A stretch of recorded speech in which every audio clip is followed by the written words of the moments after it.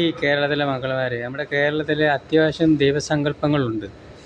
പിന്നെന്തിനാ നമുക്കെന്തിനാ സ്വാമിമാരെന്തിനാ വലിയ പട്ടപ്പോട്ടും കുറേ കുറേ മാലകളും കൈ ചരടും അതും ഇതും കെട്ടി ഏ അന്ധവിശ്വാസത്തിലേക്ക് നിങ്ങളെ തള്ളിവിടാൻ അതുകൊണ്ട് ഒരു ദൈവത്തിന് സാധിക്കാത്ത കാര്യമാണോ അവർ സാധിക്കുന്നത്? ഇപ്പോഴും നമ്മുടെ കേരളത്തിലെ ചൂഴ്ന്ന് കഴിയാനോ അല്ലെങ്കിൽ ഒരു നേരത്തെ ആഹാരം കഴിക്കുന്ന വകയില്ലാത്ത കുടുംബങ്ങളുണ്ട്.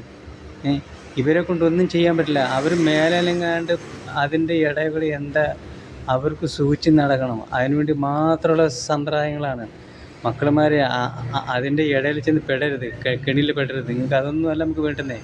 നമ്മുടെ നാടിൻ്റെ വളർച്ച, നിങ്ങളുടെ ഭാവി, നിങ്ങൾക്ക് ജോലി, ഇതാണ് നിങ്ങൾ മുന്നിൽ കാണുന്നത്.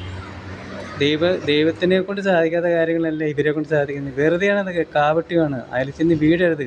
ഇത് പറയാൻ കാര്യം നമ്മുടെ പഠിച്ച മക്കളുമാരാണ് അന്ധവിശ്വാസത്തിലേക്ക് പൊക്കോണ്ടേയിരിക്കുന്നത്. കൈ നോക്കുന്നു, നാള് നോക്കുന്നു, ഓരോരോ ചിന്തകളിൽ കൂടെ പോകുന്നത്.